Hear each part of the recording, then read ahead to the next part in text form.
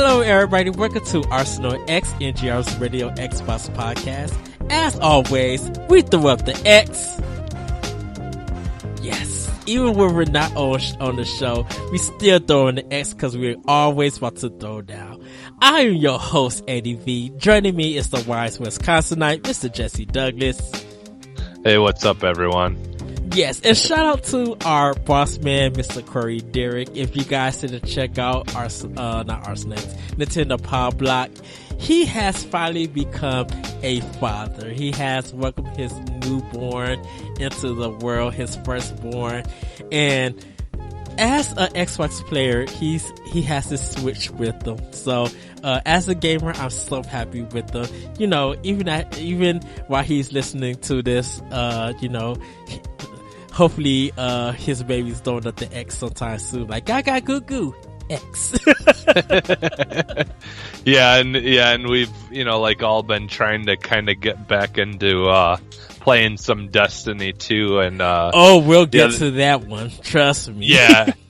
And the other day it was kind of funny. We were just kind of chatting about everything because, it's been quite a few years now since I've had that experience of everything being new and, and having to completely change your lifestyle, cause literally one day that he didn't have a kid and, the next day he did. And it's a transformation of your lifestyle that takes some time and it doesn't just happen, right away. And so he had mentioned, I guess, all he needed was the boots for one of the outfits that he was trying to complete in Destiny 2.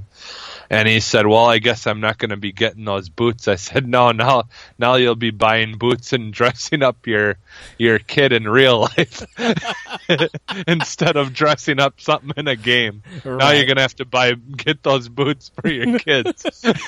Right. So, but once again, congratulations to him. But we're going to get into this show. And I'm actually going to start by saying what's been in my arsenal. So, for Xbox, I've been playing The Division. For some reason, I was having connectivity problems. Like my Xbox One S wasn't connected to my internet and stuff, but everything else was. And I'm like, what the heck? And, before that even happened, Corey had jumped into Destiny 2. And then I was just like, you know what? I'm going to install that on my One S. So I do it on my OS, install it. And then Jesse is just like, man, you making me want to play Destiny 2. So Jesse hops back on. I don't know if you had uninstalled it or anything. Well, I had uninstalled it a long time ago, but I had reinstalled it maybe 2 or 3 months ago. 2 or 3 months, okay. But I didn't really, I played it a little bit to see, but I was still just kind of at that point, I was just kind of done with it. Yeah. And right. So I've been picking it up recently, but only because I had picked up the expansion. and the reason why I told you let's save it for it, cause I won't get into Switch or PS4. Reason why I say Xbox is because Corey got back into Destiny 2, which made me want to get back into Destiny 2, which made you want to get back into Destiny 2. And so we have a official Arsenal X clan on Bungie.net. We'll probably give more details about that later on.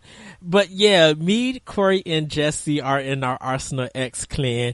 And hopefully we'll all get back to that game. We're probably going to keep playing it, separately for a while. But I think maybe in the future, hopefully when we get a balanced schedule, we'll return to squad goals and do Destiny 2 as it, because I'm going to be getting the expansion, so I could be up to date with the other guys and stuff like that. But yeah, it's so weird, Destiny 2 and The Division, because of E3 and Corey talking about playing Destiny 2, that I got back into these old games. And, I have Destiny 2 on my PS4, but I'll play it just for fun. But like I said, I did enjoy Destiny 2 on Xbox One. It did kind of like fall off a little bit, and I was kind of done with it after I beat the game.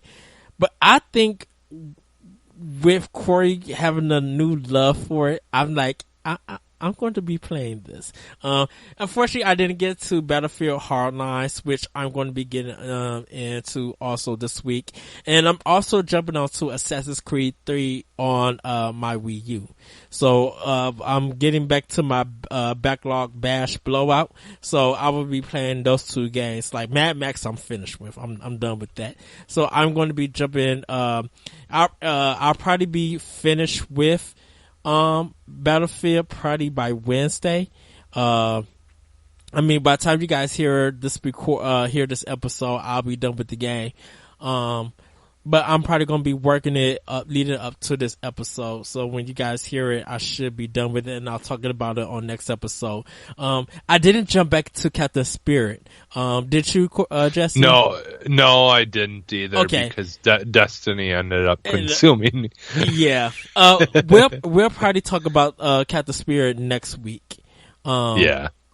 Cause I did want to jump into that. I know me and you talked about doing it like after last episode, but just like you said, getting back into Destiny 2 and just being, I think sometimes it's good when you get away from games like that and then you come back and you just realize that, you know what, playing it when it's hot and fresh for some games is cool if it hooks you, but when it doesn't, like, distancing yourself from it and then coming back to it later on, you kind of realize that, you know, after some patches and some updates, this game isn't that bad. It's really good. Like when you reflect on this stuff, because I like with the Division, I always thought it was a good game. It had its problems and stuff, but it was kind of just like, for me, I was mad at the ending of the game, not so much with the game itself.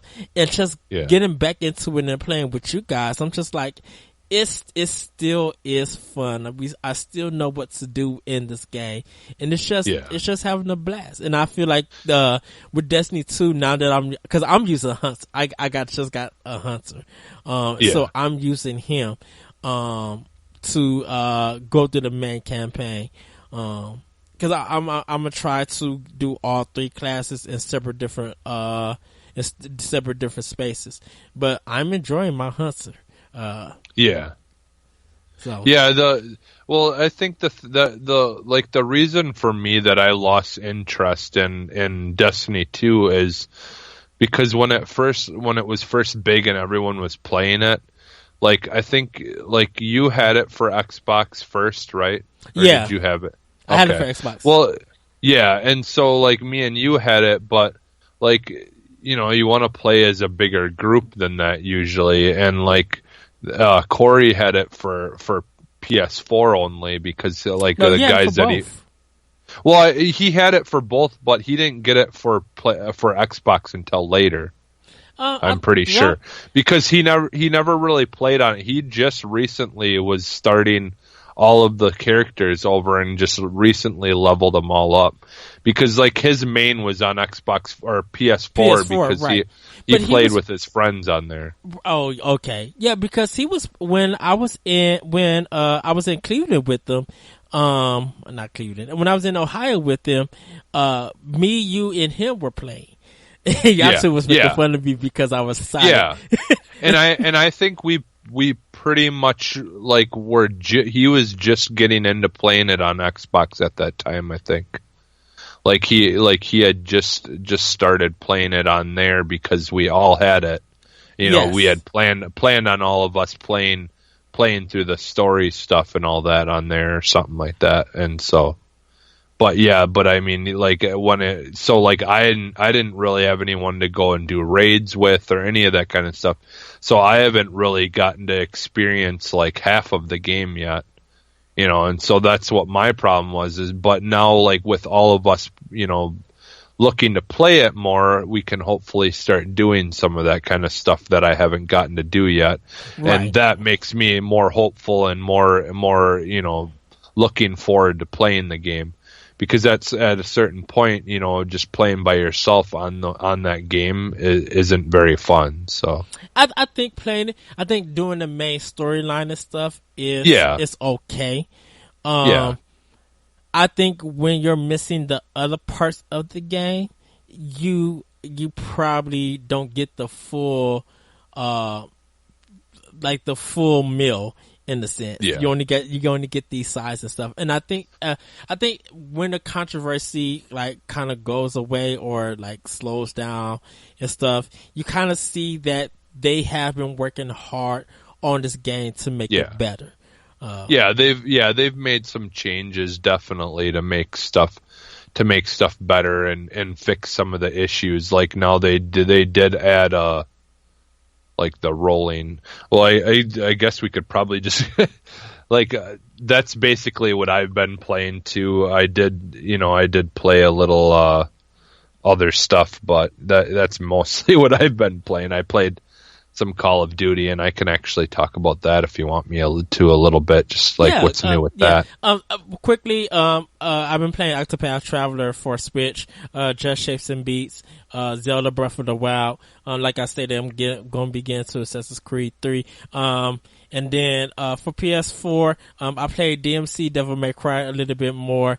I downloaded Heavy Rain because it's free for PS Plus, so I'm gonna probably jump into there. And Moose and Mac are gonna get me, but I'm going to be returning to Bloodborne, and I'm going to be trying to get back into Neo because I enjoy Neo more than Bloodborne, but I'm going to be trying to jump back and forth for those games. And then August, I'm probably going to kind of go dark on some games, or go dark for a bit, because if you guys heard Nintendo Power Block, I'm bringing the beauty of video games to Nerds Gone Rogue Platinum, Nerds Gone Rogue, NGRradio.com, and I need time to write and I need time to do podcast episodes. So in August, I'm still going to be doing podcasts with you guys. I'm still going to be playing a little bit games, but it's not going to be as much for me to talk about what I've been playing, because I'll be trying to get this project ready for September. And there'll be more news about that later on next month, when the date, give the dates and what the theme and stuff. So, but that's all been in my arsenal. Go ahead, continue, because okay. I think I have no, I don't have World War II. I have the last one that came out.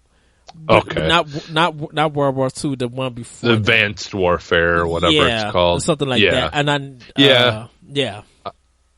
I have those too, but honestly, because I had got them for really super cheap. Mm-hmm. I got actually what it was is I wanted the Modern Warfare remastered. Yeah.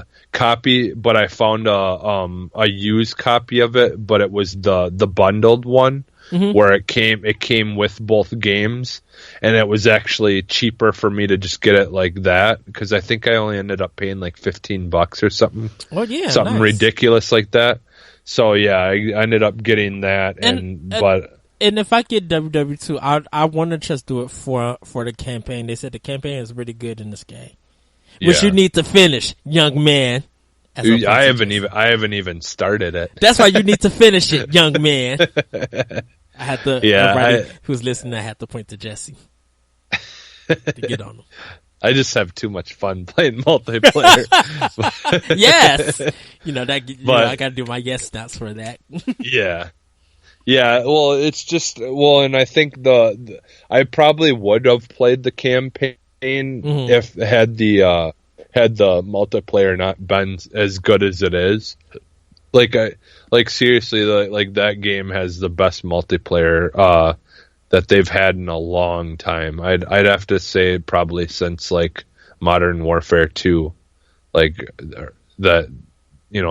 game is the multiplayer has really hooked me, because I do play it every once in a while. I don't play it nonstop like I used to back in the day when when Modern Warfare 2 came out. I used to eat, sleep, and breathe that game. That's all I would play. Yes. During that time is those kind of games. But yeah, like they've just done so many cool things in this game, and like I remember I was listening. I think it was the Nerds Gone Rogue episode that Moose was talking about. Like one of the game types that they had added to Black Ops 3 or whatever, like where you have like a position and you gotta protect a robot until it moves to a certain area.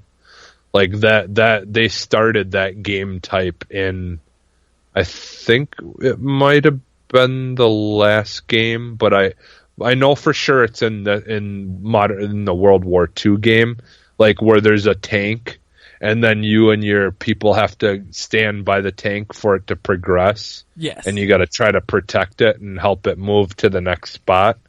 And that's a fun game type, but unfortunately, people that play Call of Duty games don't really play it the way it's supposed to be. Like, you know, actually do the objectives the way that you're supposed to a lot of the time. Yes. So those kind of things can get nerve wracking unless you're like actually playing like with a big group of people, where you can at least work together, you know, as a big group and try to do what needs to be done. But it is a cool, you know, a cool feature, a cool game type that's new, you know, that kind of adds something new to their game. But the main thing that I'm really enjoying is just like pretty recently, like the way if you haven't played Call of Duty World War II, the way their system works in this game is you have these like armband things that you can wear. Yes. And each armband has its own like special ability, and you can only pick one for each class. And so you've kind of got to decide, like, do I want one where I get 2 grenades and two flashbangs, or like you have your defensive grenades or whatever, and your offensive grenades or whatever. Like you have like your smoke grenades and all that are in its own class, and then the things that actually can blow up and get kills with them in the other class. And so like you can have an armband that makes it so you can have 2 of each of those, or you can make it as an armband that makes it so you can have like the two primary weapons. You know, like it's kind of it's just a new thing for them to kind of have. Like they've always had the, you know, like perks and things like that, and it's basically their perk, like a perk system almost. And so they added a new one though, where every time you respawn or you spawn, you start out with a random weapon. But what makes it really fun is if you don't like that weapon, you can just like press Y, like you're switching to your side weapon. Yeah. And then every time you press Y, it will just switch through random different weapons. And so you can just like I was like the other day, I was having fun. What I do is if I got a kill with a weapon, I would just switch.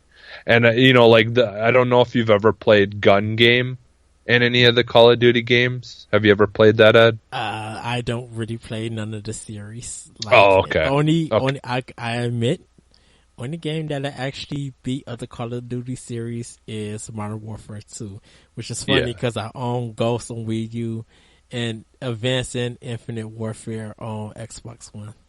Okay.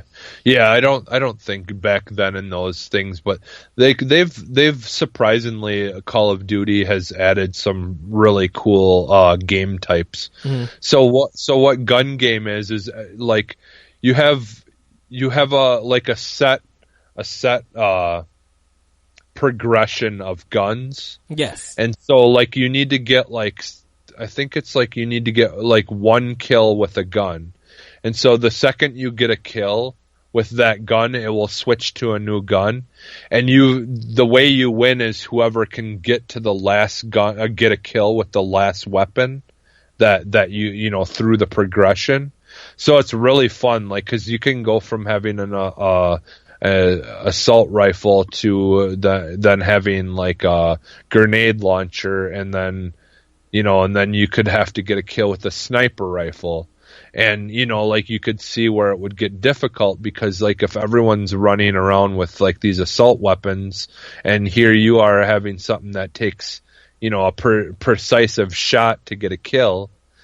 And then like what it ends up ending on is you have a knife and you've got to get a knife kill at the very end, in order to win the game. And so like it's always been one of my favorite game types. So like what I've been doing is it like gives me almost a way to play that game type in any game type. Uh-huh. So what I've been doing is I'll just get a kill with a gun and then I would switch gun and just keep on doing that. And the other day, and I had actually made just a video clip of it that people can watch. I posted it on the Nerds Gone Rogue Facebook page. But I had one of the weapons that I switched to was a hatchet. Yeah. And so I was just like, you know what? Because I was like, well, I could just switch it to a gun. But I'm like, you know what? I'm just gonna go for it and just see if I can get a kill with it. And my friend Pat was over. I'm like, I'm getting a kill with this damn weapon. And so I'm like, watch me. And then what ended up happening? You can watch the video. It's pretty funny. So I pretended to be like an axe murderer, basically. Wow. Like lurking in the. Lurking in the corners and stuff. It was pretty good. So like, yeah, I made a little video of it. It doesn't have quite the personality because it's just, like there's no, like I'm not talking or anything on it while I'm playing, but it's so funny if you would have did that on Friday the 13th. Yeah, that would have been funny. Which I was thinking about that Corey's kid was born on Friday the 13th. Yes. Which is weird because I told him, I was just like, I have a feeling that your baby's gonna be born on that Thursday, and she actually went into, they actually went to the hospital on the 13th. On Thursday, but they didn't have the baby until Friday, so I was off. But I was close. Yeah. I was close. Yeah, and then didn't I say Tuesday or something like that? Yeah, I think so. I was just like, I just had a feeling that it was just like, she's coming soon. The moment she took off from work, and she just stayed up in the house, like waiting for the baby to come. I was just like, you about to have that baby soon. It's coming. And look what happened. But, anything else that you've been playing, or are you ready to jump into some Arsenal news? Yeah, we'll jump into the news. Like I played some stuff on Switch, but like it was mostly Destiny 2 that I consumed, because the second I got that expansion pack, like my issues, I had put 140 hours into the game. And I still hadn't reached the cap light level for that initial, cap. Mm-hmm. And so but the second I get the damn expansion pass, like I literally jumped up like 10 light levels, like within the first 2 hours of playing. Cause I think I've probably put 150 hours into it now. And I think I'm at like 345 or something like that.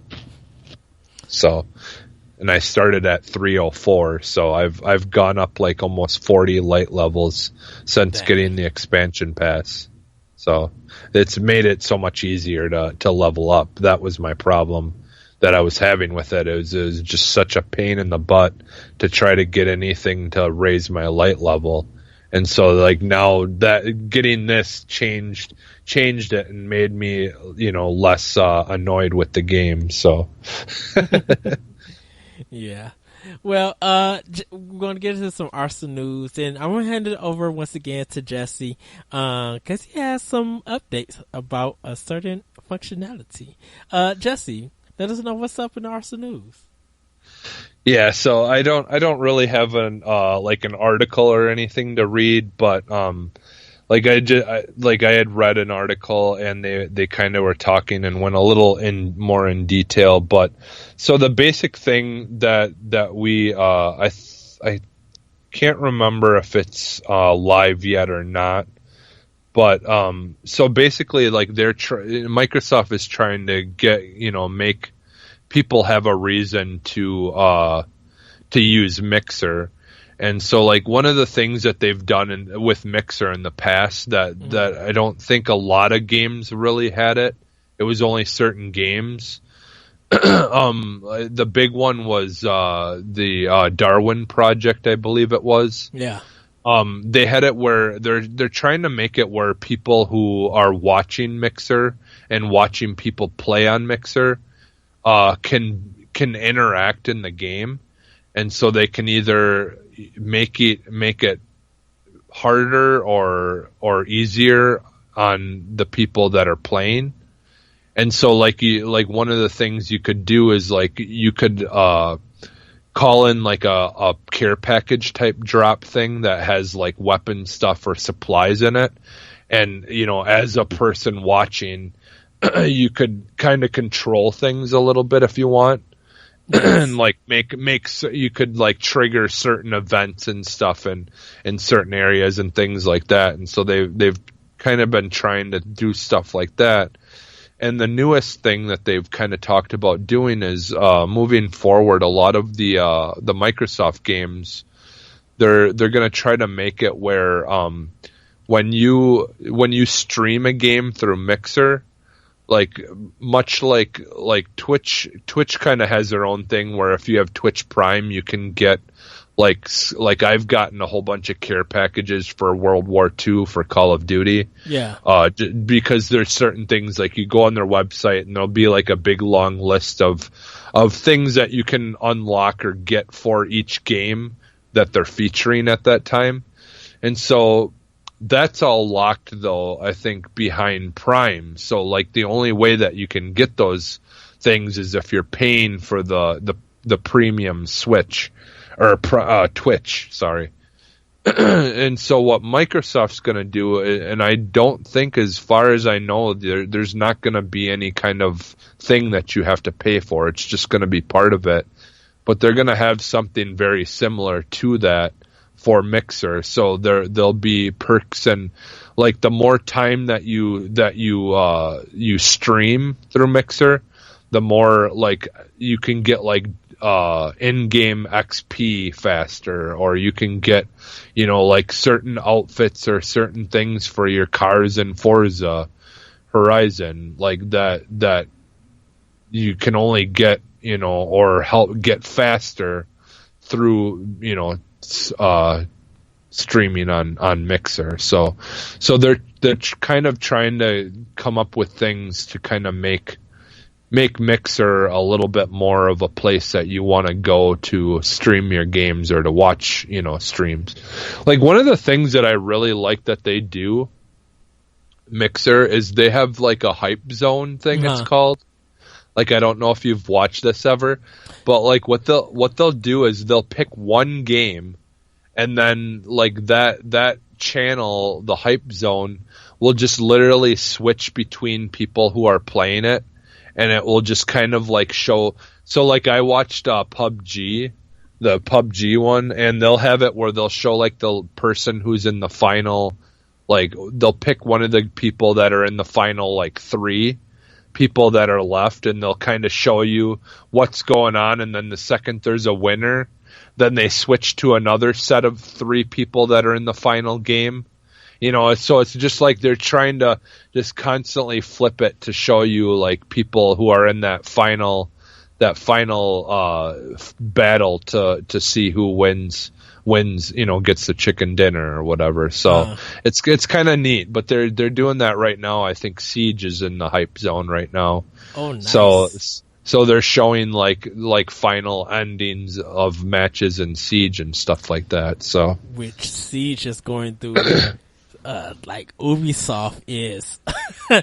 If you are playing Siege on PC, did you hear the story?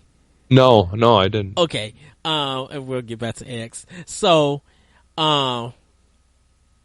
if you're playing on Siege on PC, if you use racial slurs or like insults, or like people that's been on Twitch saying the N word or a faggot or stuff like that, if you are doing that on Siege through chat, like in a texting, they're gonna ban you.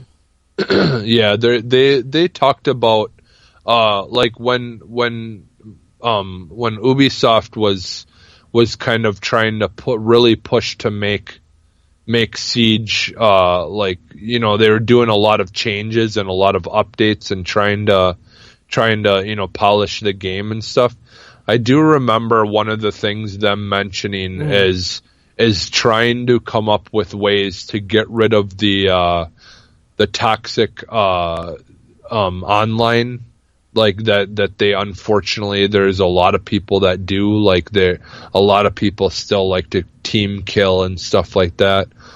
And one of the things that they had talked about too is trying to be more strict on language and stuff like that, because they just are sick of so many people just being so toxic. Yeah, and but so I didn't expect them to do chat though. So oh yeah, because I don't know if it's through streaming chat, or I'm like, how are they finding out that this stuff is being said for them to get banned? Well, because this is on PC. Yeah. Well, yeah, that would be different because most of the time those games have a built-in chat for the actual game. So yeah, I mean that makes it super easy because that chat is running through their servers and stuff. So it's like super easy for them to just basically pull any of that information right off their servers. So I'm guessing. So they're chatting in the game on the Ubisoft servers. Yeah, okay. Basically, because it's a built-in. I'm guessing like most PC games have like a built-in chat. I feel like because it's so much easier. Obviously, like there's not really much use for one like on an Xbox or something until we start getting keyboard full keyboards are more accessible and be able to be used on the Xbox. There's not really a need for one. I mean, people can still do it, but which I wonder, can you get banned on Mixer for doing the same thing? Not chat bots, but saying stuff. Because it seems that Twitch and I think YouTube maybe they could ban you for stuff like that. I know Twitch has been banning a lot of people who've been saying it verbally through their stream, but I don't know if the same thing could be done through Mixer. I'm sure because Microsoft, believe it or not, they're actually pretty good at dealing with things. Like I think it's usually like you can't like just single-handedly get someone in trouble, but like if you're let's say you're playing like Siege as a group, and there's 4 of us, and one guy on our team is like using bad language or just being a complete jerk or something. If only one of us were to report him, because you have the whole report features on Xbox. If only one of us was to report him, like I don't think they really do anything. But I think if all 4 of us did, like there's a certain amount that. Yeah, then he would actually get like a warning sent from Microsoft, which I've actually gotten one.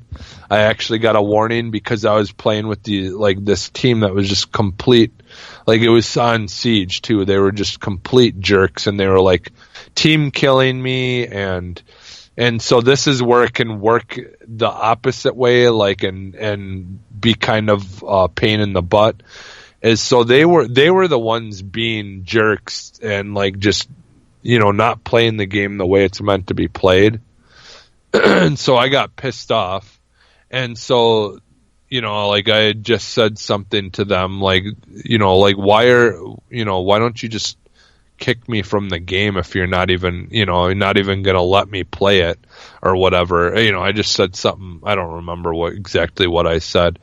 And so what they did is they reported me because I think I used a swear word or something at some point, and so like that was enough for them to, even though they were the ones being jerks, just because I said a swear word, that gave them enough to stand on to be able to all report me and get me in trouble instead of them, the ones that should have been in trouble in the first place for being jerks and, not letting other people, play the game because they decided that they wanted to just do whatever they wanted to do. So that's the kind of problems that you can deal with in Siege. Now, unfortunately, before it became as popular as it was so much fun to play because like you didn't have that happening. Yeah. In the beginning when people thought it was a bad game or whatever. So, like, yeah, that's the only unfortunate thing about games becoming very popular is then you have to deal with that more. Well, I think so. Now they've got to make these changes to try to hopefully, like combat that. So that's what you're basically seeing. I wonder now because I think with Mixer now, I think we probably now have proof. So if stuff like that is happening. And if they try to like report you, you could pretty much go to Microsoft and be like, hey, I got this save information showing how I'm playing. This is my user tag. You guys can see it. And it's on Mixer. It's on y'all program. So y'all should be able to pull it up and get that one strike taken away. I think hopefully it's like that. Sorry, that was a sidetrack. But it was just interesting to see that Ubisoft is doing that on PC. It was through text. And not actual do streaming, because there's been that same streaming problem is going on. But we're going to get on to our next story. But yeah, check out that feature on Mixer. I need to get back on Mixer. I want to do Devil May Cry. I might actually do Watch Dogs 2 or Devil May Cry DLC. I want to do Mixer, streaming. I haven't did it, at all yet, but I kind of want to try it.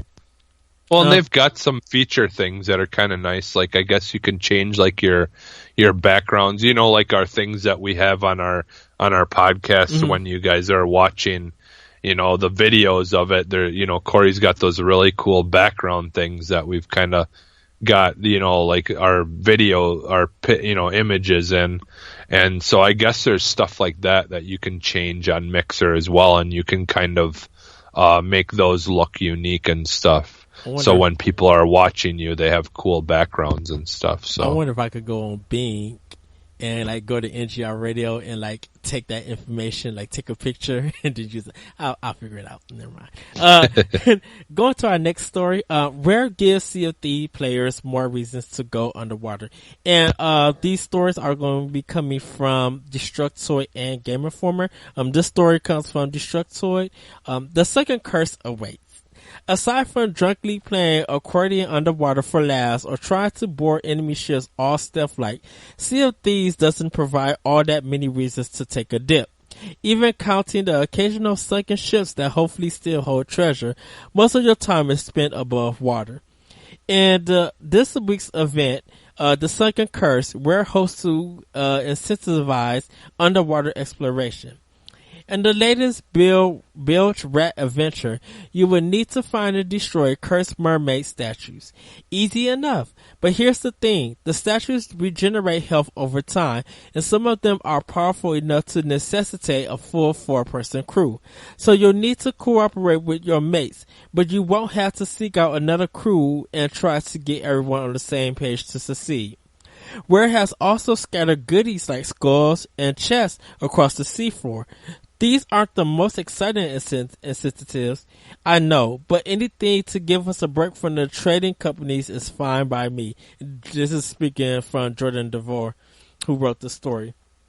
And it shows like the full patch notes on Destructoid's page, so you guys can check that out. It's a long list and I won't get into them, but yeah, that is going on.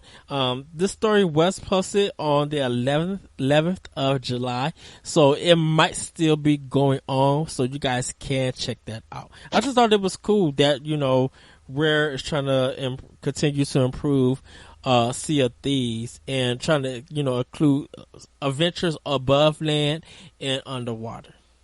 Yeah.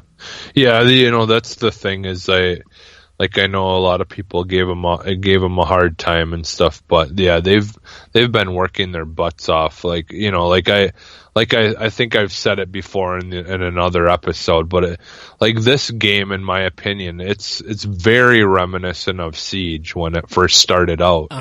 What Siege was when it first started out and what it is now is it's gone through an amazing, change, and there's just so much more to that game now than when it first came out. And, and that's, I think, gonna be something that's gonna be a little bit more, something we'll see a lot more moving forward with games, because, I feel like games just want to try to get something out and get a base start. And mind you, this is the first in the franchise or whatever. This is the first Sea of Thieves game. And so everything's starting from the beginning, and instead of waiting, 10 years to finally finish it, they just, a lot of these companies, I think, just want to get something out and then slowly add to it as it's, life goes, as you move forward. So, I enjoyed it a lot when it first came out, and I've been wanting to get back to it, but it's kind of one of those things where I'd rather play it with you guys. Yeah. So we'd have to try to get some time where we can play it. And get a crew together, because I don't mind playing, but by myself. But almost every time recently that I've went and I just joined a random crew, I'd get put with people who are from France or something. don't even speak English barely.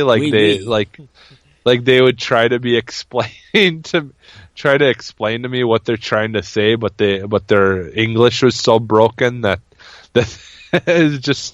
it was entertaining, and I tried to work with them and try to do the best I could to understand or try to find ways to communicate. But when you're in a game like that, if there's the communication is kind of broken, you're not going to get very far. So yes. But yeah, it's so it's fun playing with random people, but it's just not ideal, so you need your homeboys that Yeah. And hopefully I won't fall asleep, because I tend to fall asleep. I don't know why. It's just Sea of Thieves that I end up I'll fall asleep and then wake up that I'm a dead ghost or something. What the heck did I do? So, but we're gonna. It's not what you did; it's what you didn't do. Exactly. I just we were just at, and don't forget, everybody. It was me working a lot. So yeah. So, but we're going to get into our next story. There's a rumor of a photo reveals that the player count for Blackout 4 Battle Royale mode, Blackout might not hit the big 100. Activision has been keeping much under wraps ever since they revealed Blackout, the Battle Royale mode headed to this year's Call of Duty entry, Blackout 4. But a mysterious photo doing the rounds online seems to hint at its player count at the very least. The blurry shot, which surfaced online at the weekend, appears to show that Blackout can house up to 60 combatants at once. Now, while this is obviously a good chunk less than most Battle Royale titles on the market, if it figures, given Call of Duty's high-res visual clarity and intricate detail, it may not be 100, but it's still an impressive number of players to squeeze into one map. 1 second. I can't believe. Yeah. Of course, this photo has not been confirmed, nor have Treyarch responded to its appearance on the internet. But some members of the press have been getting hands-on with upcoming Black Ops title. So we'll figure some sneaky so-and-so might grab this quick snap, even if it's just a temporary estimate by Treyarch. Call of Duty Black Ops 4 launches October 12th on PS4, PC, and Xbox One. And I believe the beta starts next month in August. If you guys have pre-ordered the game. Yeah, I know you and Corey are interested in Blackouts 4. I'm passing on the game after I definitely found out that $40 to get pretty much the rest of the game or get the whole package is a no. That's $100. 60 players for a game like this. Yeah, that's not enough. It's not enough. Yeah, like that's kind of defeats the whole purpose of it. Like, I don't know, man. Even if they could have got like 90 or 80, I think would have been better. But like, there's regular games out there already that can get 60 people. I thought, like, isn't Battlefield like 30 versus 30? Yeah. So like, I mean, that's nothing new. So basically, what they're telling us is that they're gonna have a map that's gonna be very similar to playing a Battlefield game. Okay, well, I'm sorry, but if I want to play a Battlefield game, I'll play Battlefield. Right, and like it's just not what people wanted. People wanted 100. Unfortunately, that's what makes it that game type. And we don't even know if there's going to be crossplay between Xbox One and PC. We know it's not happening on PS4, so yeah. But we don't even know if this game's going to have crossplay. Yeah. So, but I'm passing. Like I said, I'll get Battlefield 5 over Call of Duty 4. And it's not because of the extra modes in Battlefield 5. I'm kind of looking forward to the story. Kind of want to give it a chance. Yeah. So yeah, I'm getting both. I plan on getting both. Just because, like, yeah, I do still want to try the Black Ops 4 and try it and stuff. But I'm definitely not like excited for Black Ops 4. I'm excited for the new Battlefield game. Yeah. For sure. Like that's really what I'm looking forward to, but yeah, that's disappointing, I guess, and we'll have to find out from Corey. Who knows? He might not even really be as interested in it anymore if we're not even going to get the 100 people and stuff. So I don't know. Because I'd be all for if we just instead got the Battlefield game and played that. And play that, exactly. So, but we're going to move on to our last story. Destiny 2 next update adds bounties and it dials back some of the heroic strike modifiers. With update 1.2.3 arrives on Tuesday, players can start picking up optional bounties, which will have them completing various tasks while playing Destiny 2. And this story is coming from Game Informer, and get experience in faction rep for their trouble. Bounties were removed to streamline the activity experiences in Destiny 2 and reduce the number of chores that players felt compelled to complete every day. Destiny 2 senior design lead Tyson Green said in Bungie's weekly blog, "In retrospect, we realized that was an overcorrection, and optional daily objectives to achieve specific goals are something we want to restore." Bungie is making a couple of changes to how bounties work. However, they will now eventually expire and will cause Glimmer Destiny 2's most common currency to take on in the first place. We wanted to avoid the grab every bounty you see until your inventory is packed and sort them out later experience without constraining players to the tiny inventory they found in previous iterations of the game, Green says. 1.2.3 update will also make quality of life changes, most notably some dialing back of the heroic strike modifiers which were plaguing players.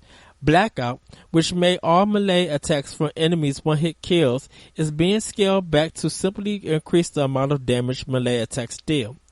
Grounded, which increased the damage players took while in the air, is also being scaled back.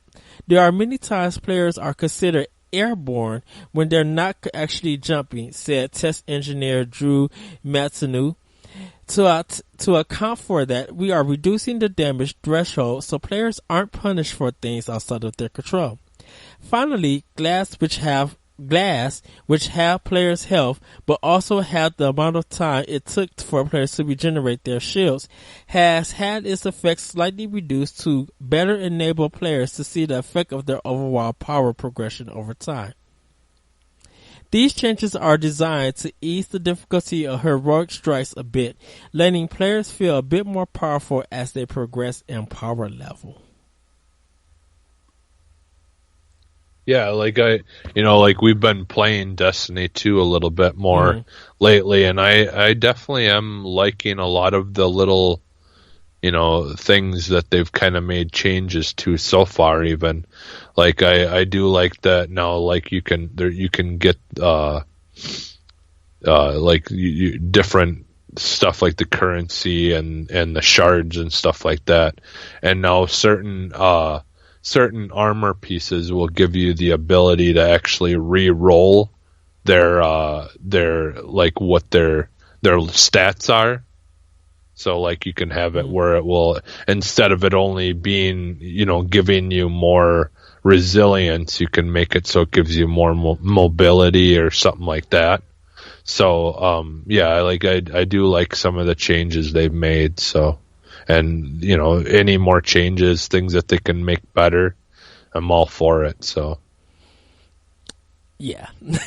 I can't say no more because I haven't did none of that stuff in Destiny 2. So yeah. But I just thought it was cool that they're still working on, just like you said, they're still working on the game and updating it. Yeah. But we're going to get into our final bit of the show, our Arsenal exchange. And I kind of have a special question for Jesse. And hopefully for you listeners out there, I want to hear your response too. If you could document yourself on 2 Xbox games, what would they be and why? How would you shoot it, and would it be a movie or an episode? So what I mean is, if you could record yourself and edit it and everything and treat it like it's a document movie, what 2 games would you do? Like, what would be your first game, and then what would be your second game? And would you make it into a movie, or would you make it into episodic, like a Netflix mini 6-part series or something? Because I think it's cool that we kind of see documentaries about video games.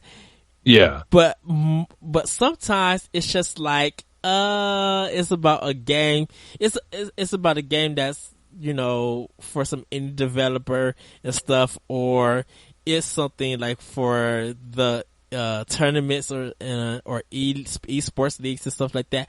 But I wonder how it would look like to record yourself doing, like, or having a crew kind of record you playing the game, you talking through it, your ups and downs and stuff like that. Like, what 2 games would you do, and how would you shoot it, and how would you make it like into a movie or episode? Well, I guess like one of them, I kind of like I started doing some, like just kind of I've recorded and streamed Far Cry 5, and I've just like did where I was like just basically having fun in game, and then just basically recording it. And I did end up posting like some of those videos. I uploaded them to my YouTube channel, that I have, where I've kind of I don't have a lot going on there, but there's some games that I've played and recorded, like playthroughs and things like that. And it's just I don't know how you find that for sure. I guess just if you search my name, Jesse Douglas, you can look for it. But I think probably Far Cry 5, because there's just so much like fun stuff that you can do in that game, and like just I think for me it's gonna be games like that where I can just goof around, and like your personality is really what makes those games.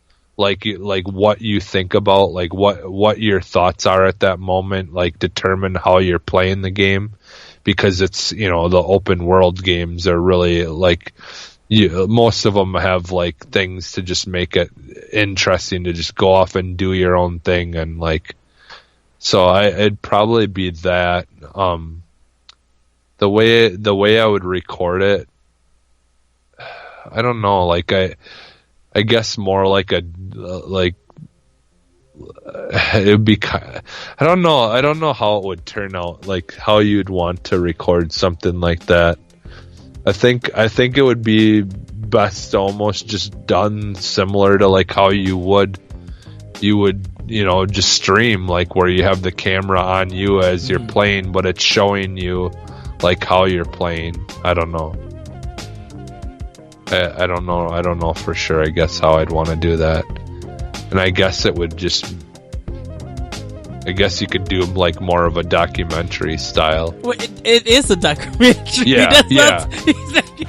Well, I'm just trying to think of like how you would make it a documentary style. Like I guess if there was a way that you could have it where you're streaming the game, you're recording, streaming the game, and then you could have it where people can be recorded and asked questions by someone, like what they think about it and like what they think about how this person plays, and then have like little clips of interviews, like you would do in a documentary. You would interview someone and say like, yeah, like ask the questions about the person